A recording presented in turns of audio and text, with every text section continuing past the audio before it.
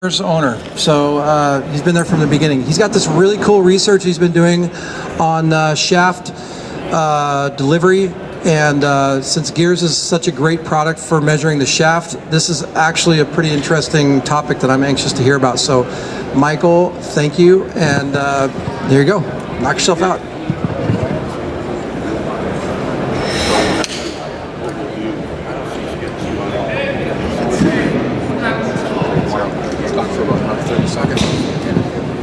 Okay, he's going to send me something that he wants everybody to see here, so give me a second here. So, gears, if you don't know this, gears measures the shaft deflection, the droop, or the twist, the three axes of movement of the shaft. And what we're kind of learning a lot using robot testing and also human testing on how a player delivers the club and how the shaft is moving throughout the swing and where the shaft is kicking. And we've pretty much learned that it's one of the main things that I've learned over the years is that where the shaft bends at the key element of that spot is really what matters. It's not so much the club head speed at impact that we should be going off of. It's more the shaft delivery or where that shaft starts bending, and that happens at very different places for different golf folks. So I think Michael will talk more about that.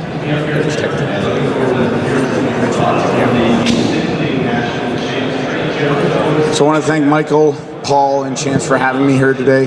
Can everybody hear me okay? Who here is familiar with EI curves as far as shaft profiles go? Never heard of them. Thanks, James. So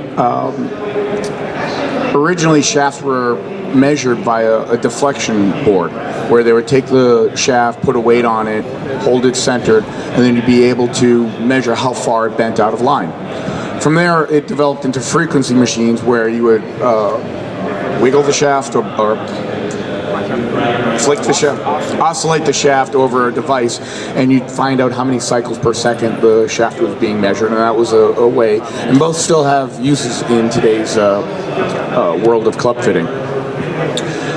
The third way, and the most common way now, or the most modern way, is that you have an EI curve, which means that you take 1 inch of the shaft, you put a pressure down on it, and you measure how many pounds of pressure does it take to move the shaft 1 inch. And as you measure that at every inch along the way throughout the shaft, you can start to develop a curve. Michael's going to show us some curves. So when I saw this machine in 2014 for the first time in January, I was like, I don't know how, I don't know why, but I need to get one of these machines because it's going to be the best way to measure and do club fitting, because you can get digital line angles. You can find out exactly how much the shaft is bending out of line.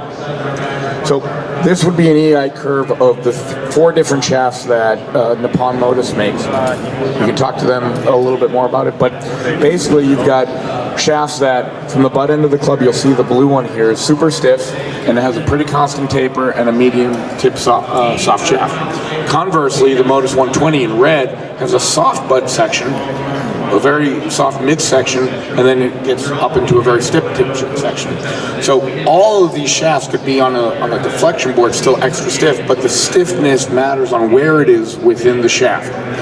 And in fitting, you can now change ball flight, you can change club delivery by utilizing different shaft profiles. So the most important thing I found is controlling the dynamic loft of the club. Well, the measurement of the dynamic loft has an anatomy. The dynamic loft is your static loft plus your angle of attack plus the amount of shaft deflection. You can pull up the impact of any golfer at impact and zoom into the got a frog in my throat, I'm sorry.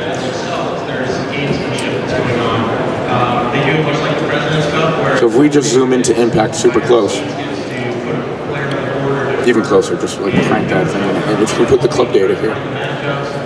So at impact, the loft of this club statically was 8.32. The golfer swung upward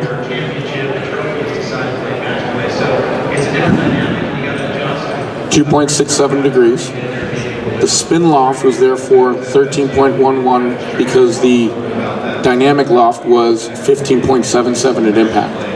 Now, of that dynamic loft, how many millimeters was contributed by the shaft? So in this case, 23 millimeters. So the bottom line of, if there's any takeaway from today's session, the less deflection a golfer has, the more stable the shaft, the more energy transfer to the golf ball based on the fact that the energy isn't used to bend the shaft. It's going into the ball. So, and when you do that, you increase your, decrease your spin loft, decrease your dynamic loft, and assuming the same club head speed, and you'll have an increase in ball speed, you'll have a more stable shaft, and when you when you decrease spin loft, you increase feel, assuming a centered hit. I said a lot of that. Does that make sense? So my goal as a golfer is to find out how many millimeters of deflection the golfer has in their shafts and see if I can beat it. Now, a parameter that I use for irons is 10 millimeters. Anything under 10 millimeters is a fit. And then we look at the droop factor. So if we go down the line, because the inherent design of a golf club is that the center of gravity is offset from the shaft, unlike baseball or tennis where the CG is in line with the handle. We've got an offset club that center of gravity is going to seek the inline condition, which makes the toe go down. So we want to control that environment, not to let this thing wobble all over the place. So we minimize the toe droop as well. For an iron, we do that under 20 millimeters. So under 10 for deflection, under 20 for for droop. And what I'd like to do next is take a golfer here. Chris is just a regular guy off the street. Just a regular guy off the street. Trevino. What the hell's your first name? It is Chris, right? Yeah. Yes. He's from Bushwood, actually. Yeah, this is a tough crowd. So Chris is gonna. I've got 5 shafts calibrated. We'll play for Preston Studio whenever you want. Of those 5 shafts that we had, 4 shafts that I showed you, the EI curves, we've got 3 of them. The 105, the 130, the 120, and then I have 2 special shafts. One super extreme shaft.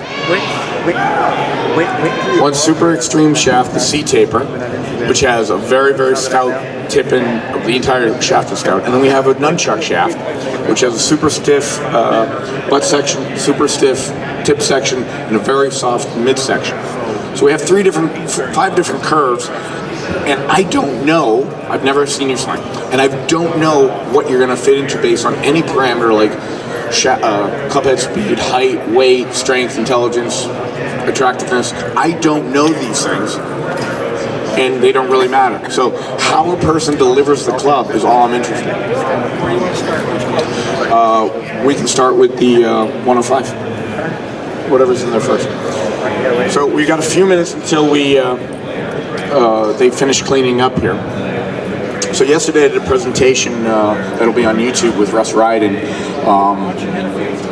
They're closed up.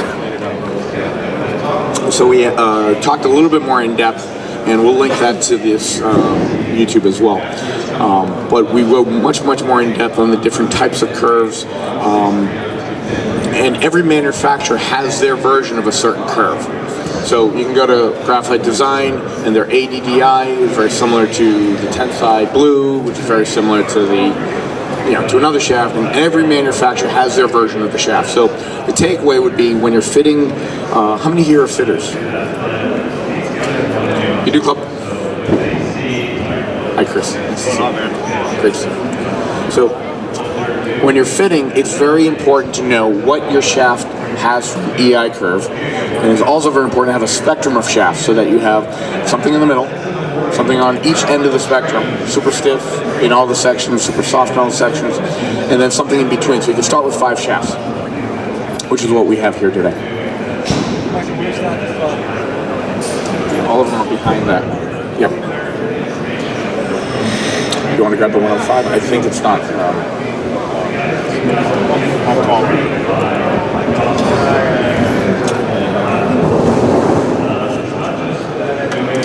So for those of you who are fitting and are interested in just buying a gears machine in order to fit, I know Chris has 2 of them. Congratulations. I used to have 2 until I sold one from him. So the ROI, just when I first saw gears in 2014, I I didn't have a facility yet.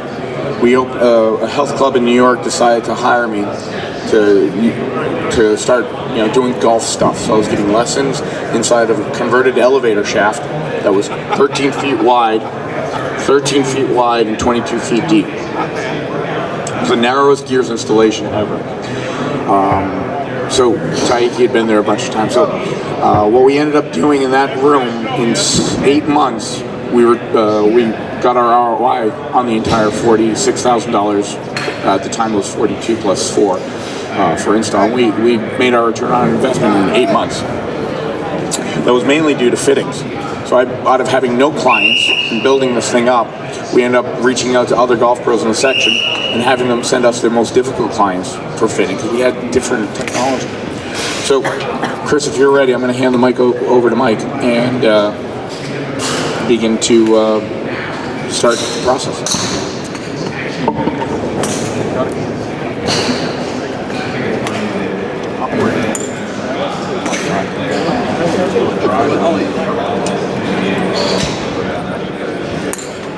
I love the shirt.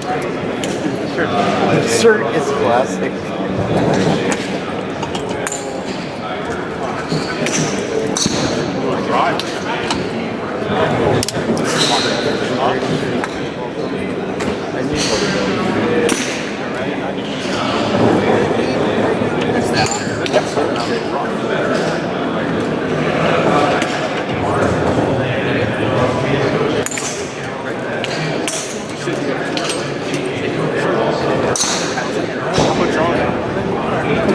All right, so we've got Chris Wyckoff here, Chris Trevino, right?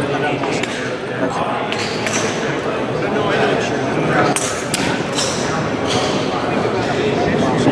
All right, bud. I want you to hit 3 to 5 shots with this.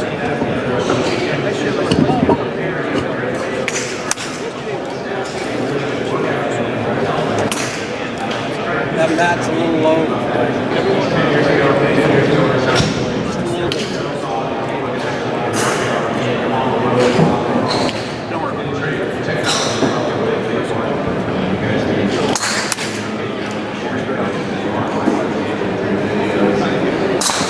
Shaft was 15 millimeters of deflection and almost 40 millimeters of droop. That to me is not a fit, but I want to get 3 or 4 points of data.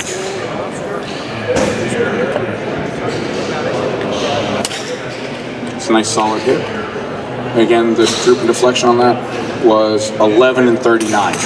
So again, higher than 10 and 20. We'll do one more, please. So the shafts are, I have 5 extra stiff shafts. And the last one was 12 and 40. Chris, did that shaft feel good, bad, or what? No, it did not feel good. I'm not sure.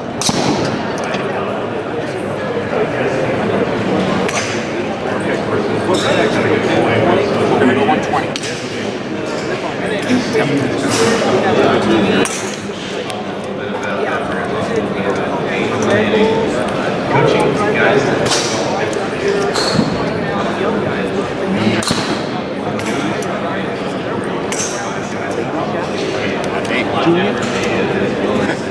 I was gonna say.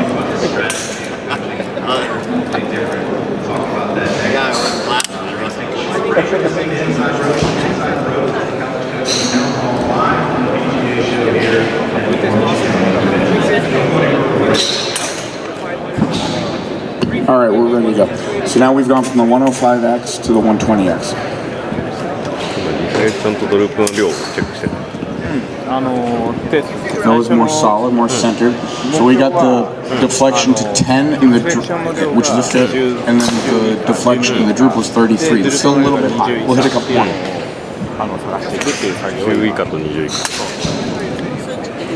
Another solid-ish hit until we. What did we get? まず思想としてより少ないインパクトでのディフレクションとグループのディフレクションが一番 Solid hit.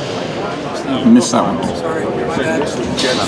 インパクトだっていうまあ効率よくボールを飛んでいくっていう That's the worst. It's the one that's centered in unicorn. そうそうアイアンもねインパフレクション10以下のドループ20以下。ドライバーはまた値が違うんだけど、15か20。ドライバーは15か20以下。一番低いので6とかな。今まで見て。 So I'll ask, is that better, worse? You've hit 2. You've hit 2. You're saying that's the best one. You only hit 2, but that was better than the previous. Okay, we'll go to the next one. 本当に真ん中に当たる。少なすぎるっていうか絶対起きるから。ゼロとかマイナスはない。ゼロとマイナスはないんだけど。で、面白いのが硬すぎるってスピングのスピード自体が遅くなる。そうなるとダウンとして必要だと距離が減っちゃってだとそれは強くなる。だから彼がいつもやってるのはダウンドスピードとセットで、それもダウンドスピードで最初の球が打ったところはボールの上が変わるように球があとは2つ目のグループはここ、3つ目のグループ表現してものすごい。 That's fine. That's fine. So that was 8 millimeters of deflection. So we brought it down significantly. The first one was what, 14, then 11, 10-ish, and now 8. What was the weight? 105, 120. He's 139. So now that was 9.94, and he hit a little bit heavy, correct? It wasn't your cleanest hit, but the shaft stayed with him. That's a really important thing. Yes, keep it.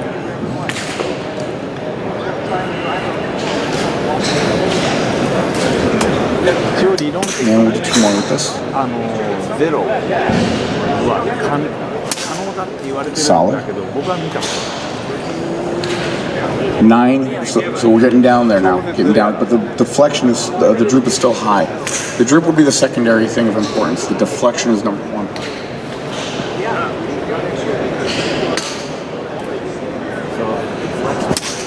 Solid. Best of the 3 yet? Second one's better. Okay.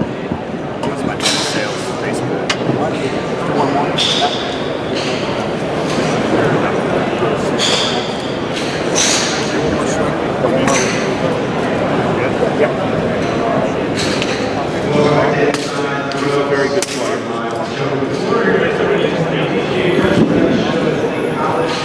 So that was a 7.57. That's pretty good there. Now if we add up the deflection and the droop on that, it's a little bit higher than the other one. それを順番に叩くっていうのはいや、硬くしてってるんじゃなくて、今あるもので順番をやっていく。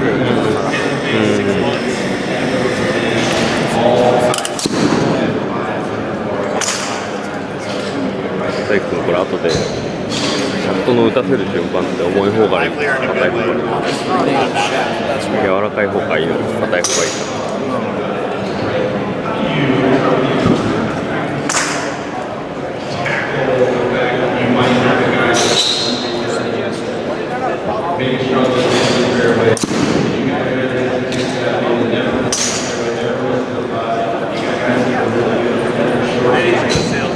So if we take a look here on the board, the top one, this column here is the deflection average of the 3 shots, or the 4 shots is the 120. The second one is the 130, and the last one is the 105. Now we're going to try something completely different, a little bit different, the C-Taper. It's insane.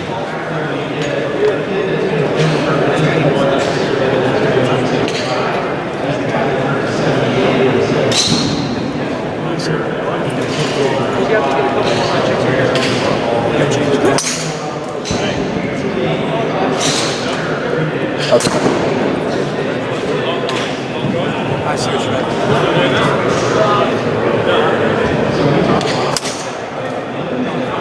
That launched a little higher, didn't it? So that was 7.45 millimeters and 32 of droop. So that was the tightest one so far. Let's hit a few more. You know, just a second. Okay. Just a second. Got it.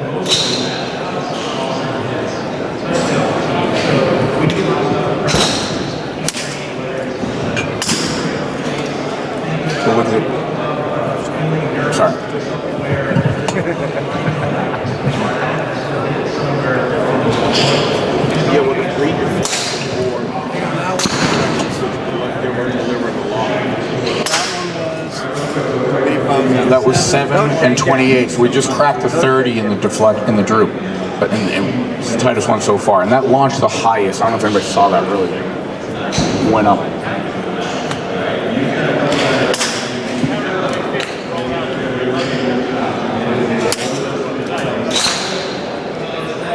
Scroll it down first. So that was a 10 and 34, still very low. Add that up, you get 44, 45. We were getting 45 with just one of those numbers before. Let's do 2 more with that.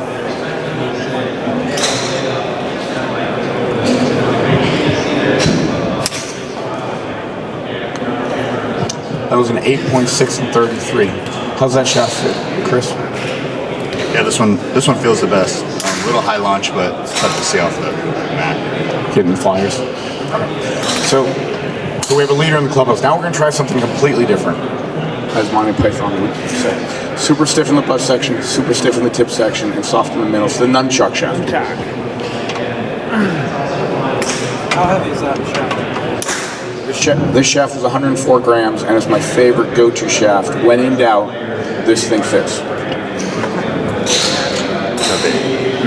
So it's lighter, but what's the EI curve on that compared to the C-Taper that you're just about to hit? C-Taper has a constant taper. So C-Taper is constant. This one goes like this, so it's soft in the butt, soft, Stiff in the butt. stiff in the 手前先はめちゃくちゃ硬い。もう波形見たらおかしい感じになってる。 140g。4じゃないか。 104g か。結構ね、重さのレンジがあるから。Pretty close to the Project XLC. There, no, LC no. あ、じゃああれはわざと HZRDUS, yellow. Yeah.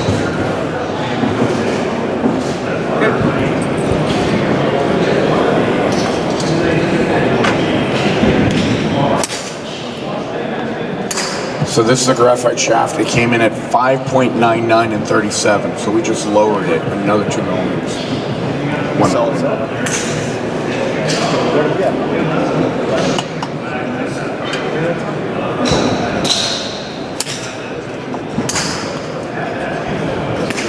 See the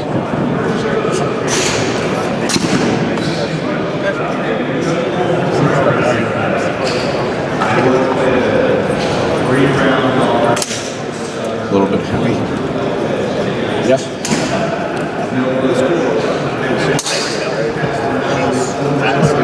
Feels super light, but fast. So the shaft is counterbalance. It's heavy in the butt section, so its swing weights are like C8. So he's commenting super light feeling, but it's very stable with the shaft. Nice shot. Scroll down one. Scroll down. 5.42. So this one he's swinging the fastest. He got that to 98 miles per hour. You've got beef behind it and still going. Preston and Dennis. As Dennis is flexing, you should film him flexing. All right, we'll do one more with that, and then we'll look at the numbers. 1 second. And when you're ready. Yep.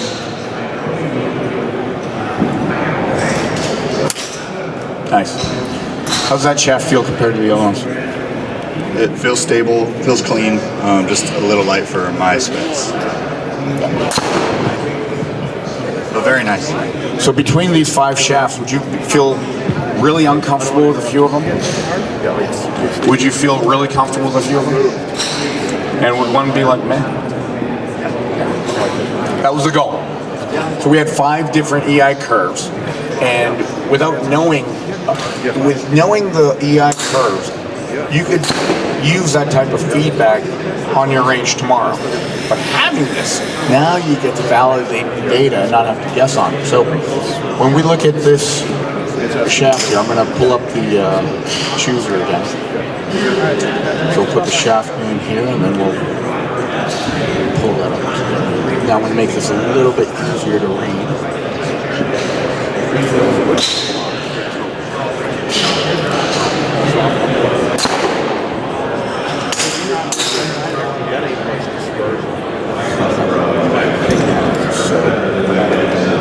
So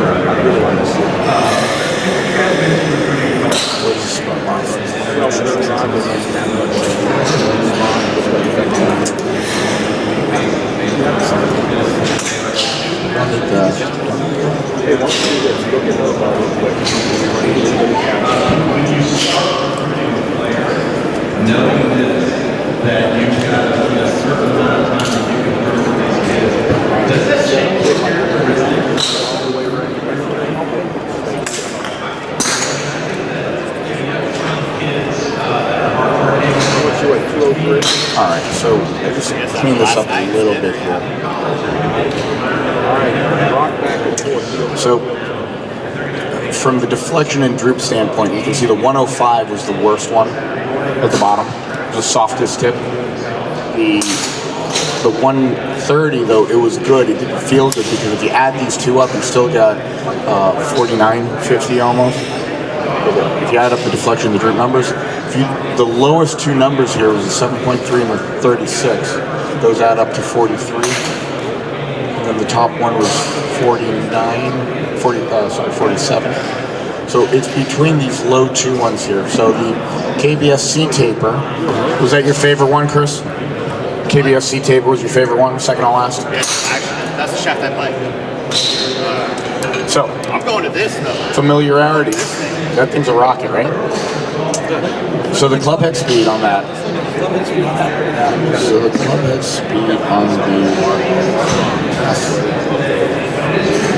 Where is it? Oh, where is the? Where is it here? You didn't choose it.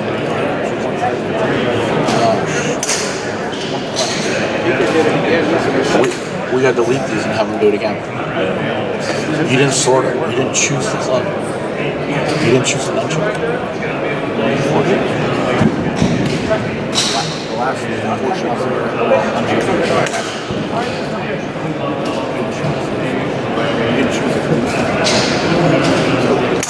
Just 1 second. We're gonna delete some data points here. Pull the Nunchuk out again. So we got the data on it, but I'd like to sort it. If that's okay. 17, 18, 19, 20. So the deflection, the droop on the C-Taper was 7, 7, 10, and 8. Then we put the Nunchuk, it was 5.9, 6, 6, and 8. And the speed jumped up drastically. It went to 99, 97, 99.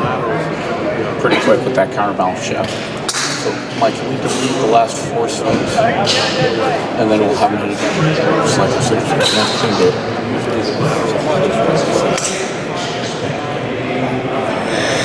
That wasn't straight.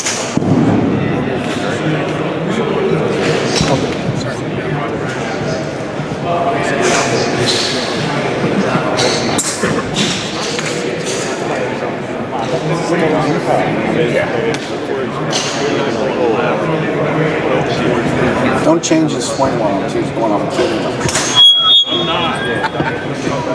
We're gonna get different dates. I did. We hadn't chosen it, so I thought it was a C-Taper to merge the data. So just give us 10 seconds. I'll do that. Same club. We just didn't choose it. The beauty of Gears, it's super accurate. The problem with Gears is it's super accurate. So you gotta. Most of the problems lie between the keyboard and the floor. それで Most of イ the ンパクトエリアが Alright. インパクトボールの落ちたところがどこに集積されてるかっていうのをチェックしてね。チェックっていうか最 Alright. 終的に So 3 more shots with the Nunchuk. いいやつ。何度測定器で見てるのってボール 99.33 miles per hour. 違うただ And the deflection was 8.39. So you swung the fastest. どこに Let me say that again. The energy you gave showed that that club was moving the これ fastest. もタイトになる感じ。 It's a different way of saying you swung fast. You're swinging the same. It was 130, but it might not show up. Right. And the shaft is staying the most stable with you. It's not, flopping all over the place.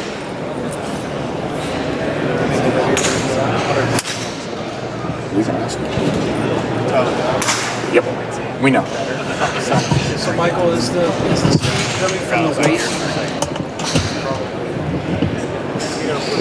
So the question was the speed from the waist of the club. Additional speed coming from the waist. So if you look at the formula for velocity, James, you know that by heart, I'm sure, or the kinetic energy formula. So you need speed times mass equals velocity, if I'm not mistaken. So Something like that. Sounds good. Sasho, where's Sasho? So if you're able to move a heavier club the same speed, you'll get more velocity. You'll get more punch out of the shaft, out of the club. More energy transfer. Hang on 1 second. Okay. っていうか、そう、とにかく一番最初のピースを見つけて、その中で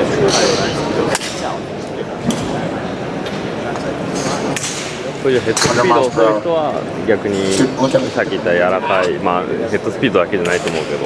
Okay, one more. The entirety, okay. そこはもう完全にピッチャーの思想に。Okay, Captain America. 彼はもうアスリートばっかり見てるから。なんか女性のアマチュアの人。All right. So let's take a look at that data. Very centered head. Mass. 考え方でリフレクションが少ないものを選んでいく。Stay. The sort should stay after.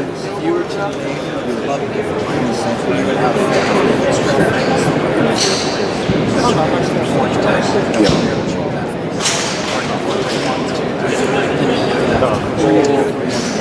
っていうか、いかに速いスピードとボールスピードを達成するか、彼は非常なピッチングの仕事だから、それがもしも硬すぎたりなんだっていうんだったら、もしかしたらいけるっていうのをロスして So I'm just sorting these things here. Alright, that should be good. So we'll get the deflection and droop on the right hand side. Shafting up here.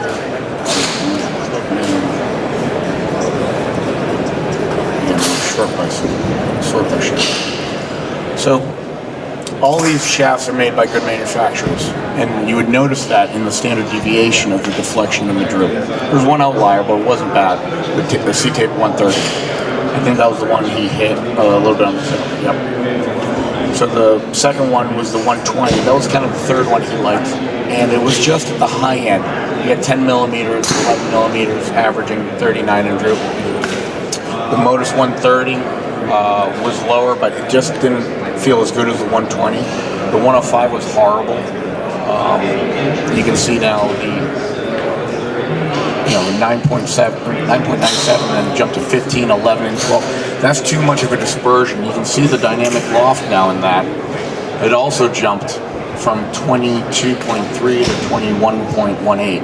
So you got a degree in 0.12 of dynamic loft change. So you want to keep those tight.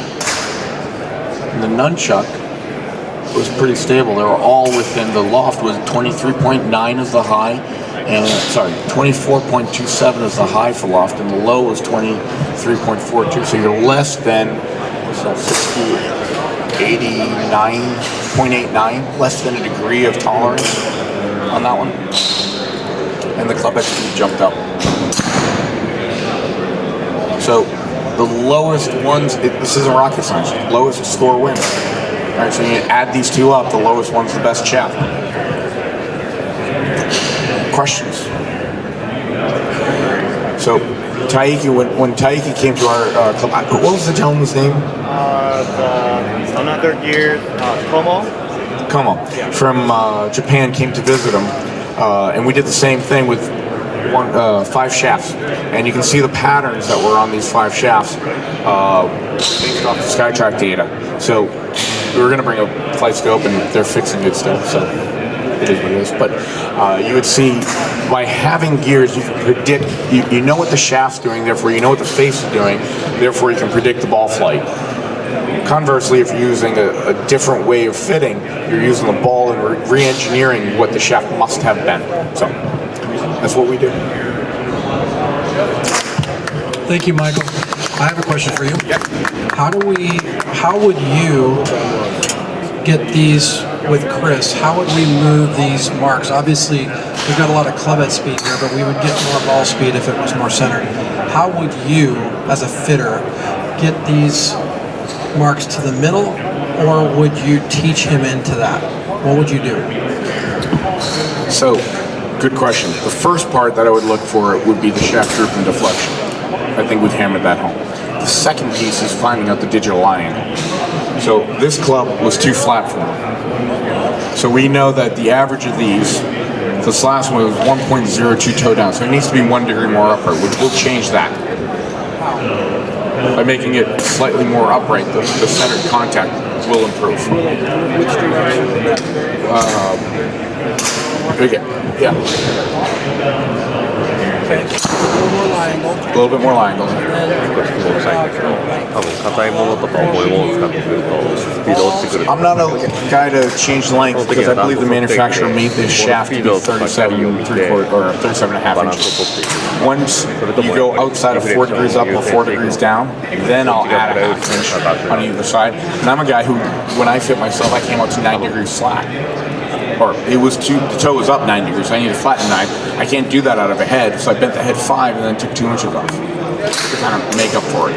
So I play a golf club that's, pitch and wedge length, and I play one length club, and I can still hit them flat. Chris, do you play with long golf clubs? Say that again? You play with longer clubs? I play with longer club. Half inch over. So that half inch over makes it upright. It might move it more center.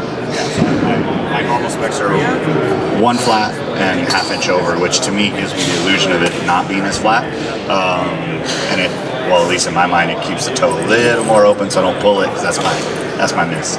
So here's an interesting way to look at it. If you look in the chart here, you'll see that the lie angles fluctuated based on the shaft. So for the way I would fit, I would look at the Nunchuk here, if that's the one we're going to go with. The average of these toe downs is 1.02.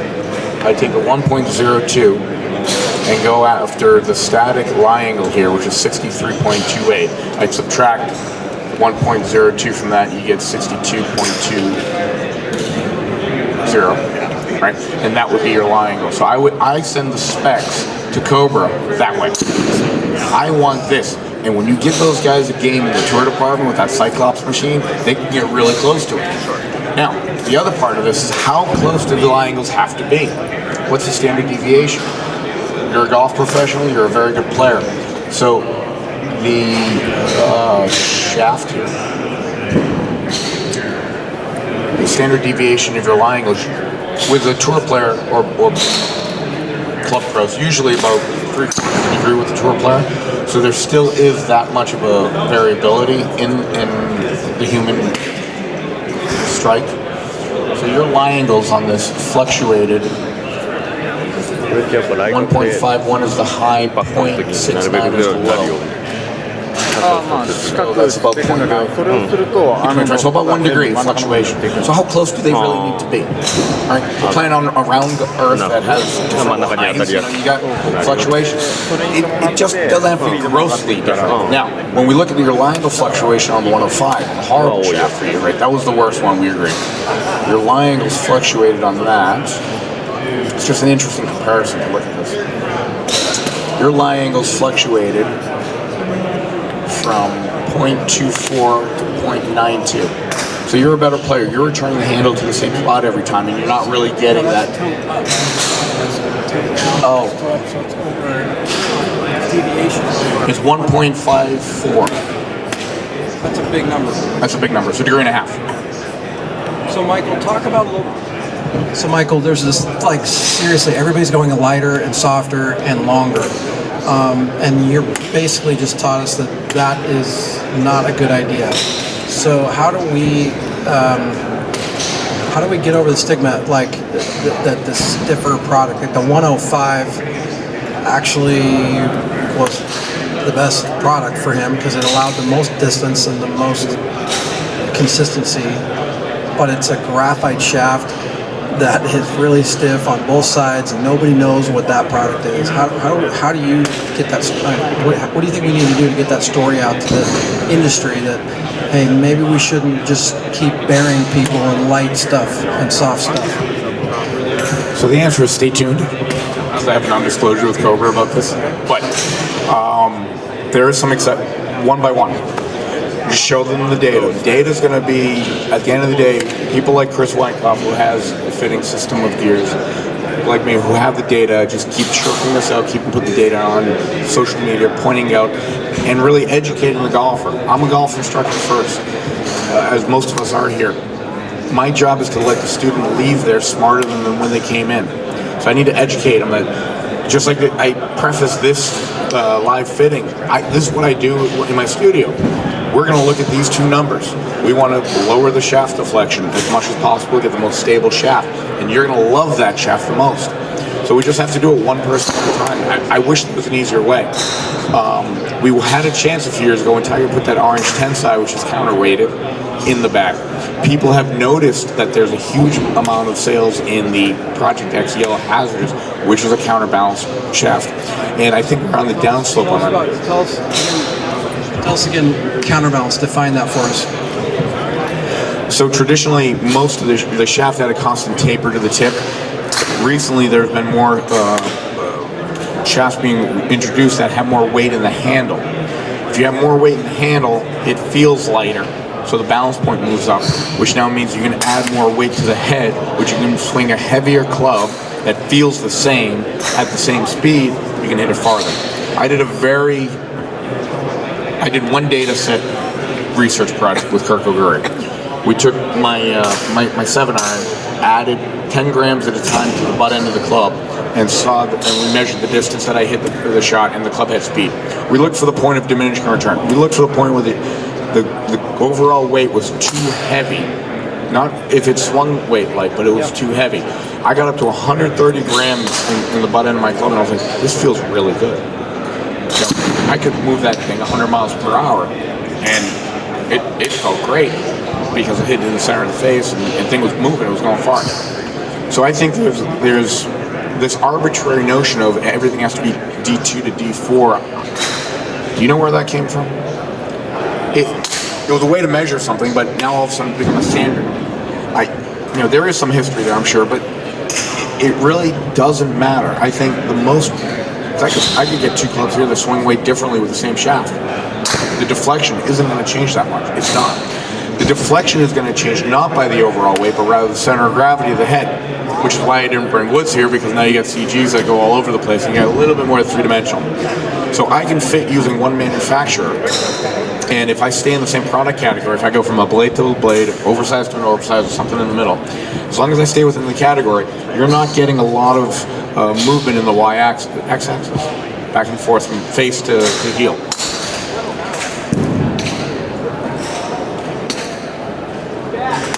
So from front to back, you're not getting a lot of movement in the CG of Cobra to a Ping to a Callaway with the same player category play. But getting back to it, how do we change the industry to let them know that I just show them all the data. I keep showing them the data, and there's a marketing department here as well. You can see all these banners and millions of dollars that are spent here. There's a marketing component. Once the engineers have this stuff, it goes over to marketing. How are we going to sell this? I'm not a marketing guy. Hard to sell heavy and stiff. Right? Hard to sell heavy and stiff. But if its swing weight's normal-ish, if it produces results, do you care that shaft was swing weighting C8? Absolutely not. Well, I don't play professionally anymore, but it would have been in my head if I was still playing. But I think all of it. One of the things about human beings that often goes unrecognized is our ability to self-organize. So I think over time, if this club in your mind is a certain way, but it keeps continually performing the way you want, you'll figure out a way to keep it in your bag, because trust me, when you're hitting it 20 yards farther and it's going straight and it feels good, that's a feeling you're not going to want to give up after a while. But your ability to organize that in what Dennis and I were just talking about, 30 days, 60 days, 90 days, and still keep those gains, it'll be worth it. Does it help knowing and seeing the data? 100%. So we have an understanding of the task, we have an understanding of what it should do, and then you're incentivized to try it. Of course. Versus, no, you shouldn't go near them.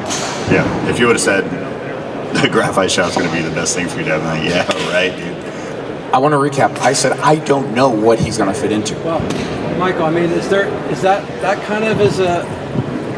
If my understanding of the golf industry, that this club, this shaft, this iron nunchuck shaft, is a white unicorn, like nobody makes anything else like it.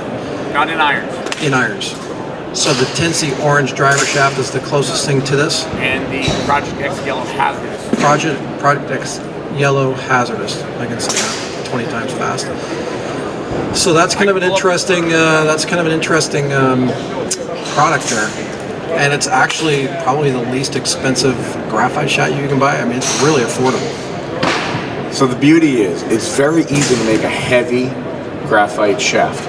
You just keep putting layers of graphite on it to add the weight. It's very hard to make a super light, super strong shaft, like 39 gram driver shaft that can hold up in a double X environment. This is double X stiff in the tip. It's double X stiff in the butt end. It's like a regular flex in the middle. And it was designed to reduce casting and throw away. That's what it was designed for. So if there was ever a Uniflex shaft, it's that. Now, hopefully there are some manufacturers that will listen to me in their stock clubs for the masses. So a little history that James will love, I think. When Hogan came out with their Apex 5 shaft, there really wasn't an Apex 1, was there? Right, there was one shaft you could get, basically. It was super stiff. Hogan played the stiffest shaft you could find. Now, I'm not saying go for the super stiff, but there was something behind having the most stable tip, and it reduced its randomity at impact. Ping, Karsten had very, very stiff tip shafts. Stiff, but it was light. So I think part of that had to do with he didn't want repairs. He didn't want things breaking in the field. That was definitely a component, wouldn't you say, James? They put their name on that product, and they didn't want it coming back in the door. So making sure that there's history on this. It made it easier to deliver a consistent club head delivery at the same loft. All right, any other questions for Michael? Question, Becky? So these three are new gears instructor in Japan, and they have chance to fit, actually collect the club swing data from the gear system. And one of the LPGA player had like a least deflection, like close to 0 millimeter. She measured one of the LPGA. I don't know. So those kind of least deflection player, do they gonna lose distance because of the losing the acceleration of the club head or whatever? They're going to hit it farther.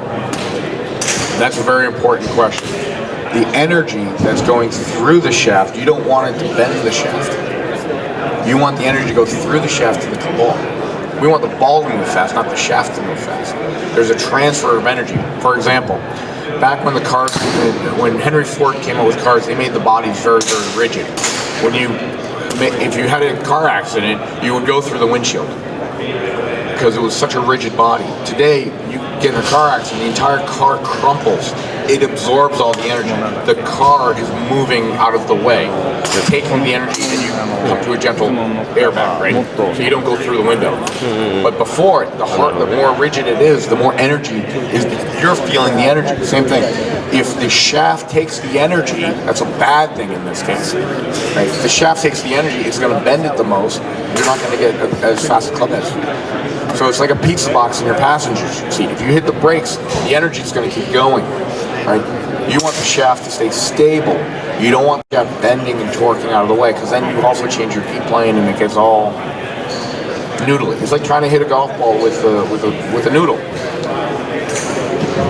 So with the least deflection, we understand it's gonna the ball speed goes high and a lot of benefit. So how about the launch angle or whatever? What about So Cobra had a driver a couple years back called the F6 that had a track on it. You can move the weight back, you can move the weight forward, you can put the weight in the middle. When you move the weight all the way back, you added the most deflection. The center of gravity was trying to line up with that shaft. When you had the weight forward, you had the least amount of deflection. So the question was the loft of that, the launch. So when you have the least amount of deflection, you're going to get the lowest amount of dynamic loft statically. So I want to add loft on. If you're trying to get a driver at impact at 12 degrees, let's say, I want 10 of those degrees coming from the head. I'd rather have more loft, less deflection, versus less loft, more deflection. Again, the dynamic loft, people are going to say, oh, TrackMan's saying that's the same number. The how you get that number matters. That matters a lot. the number is the same. Oh, dynamic loft is 12. No, there's two ways to get that. How much of that energy was lost in transition or bending the shaft, Chris? So show shaft lead and impact of the Modus 105 and the Nunchuk. ドライバー、アイアンとかって長さってどういうふうに決めてるんですか？ああ、OK。それもうちょいですか。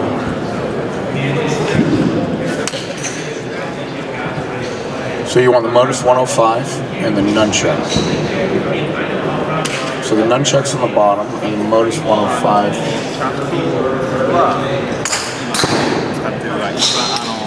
一番少ないディフレクションの Oh, they're right next to each 結果 other. 的に一番飛ぶし速くボールスピード So the Modus had 8.57 at impact and the Nunchuk was 7.25. だからそれで So what we found とかが is that most of the time with more deflection, people actually de-loft the club.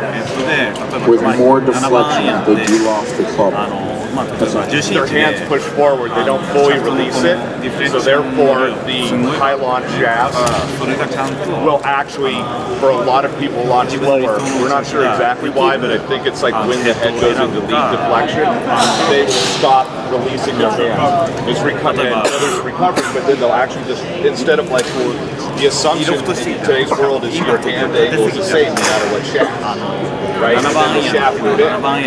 Well, we found that the shaft was not the same. So one person will change it, so the shaft, like, that Modus 105 is adding more dynamic loft or more deflection, so it's in theory adding dynamic loft. But then the golfer, Chris, was pushing it 1 degree more forward, subtracting it. That's interesting. So I brought up the two shafts there. Chris, here are the two shafts here. The blue one is the Modus 105. The gold one is the Nunchuk. And if we bring these back out and look at the numbers from the top to the bottom down,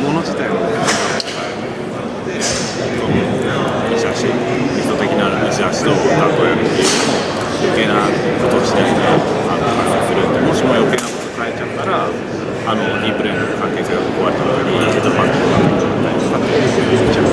here are the lead deflection numbers. You can see the reference point I will use is P5, butt end of the club parallel to the ground roughly.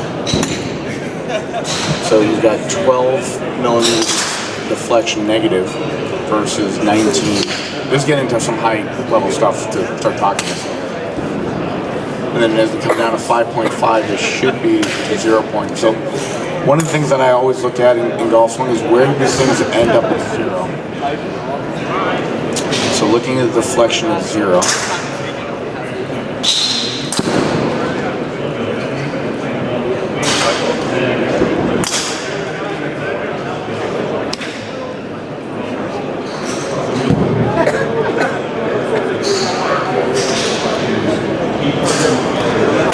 So there's the yellow shaft, the Nunchuk at 0 millimeters of deflection. And Oh, you did tell me that.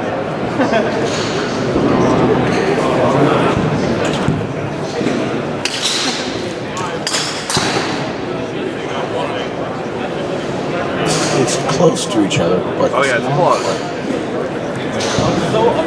it's pretty close. But the point is, from this point on, how is it going to recover to the delivery of the ball? Right? How's it, the delivery of that thing?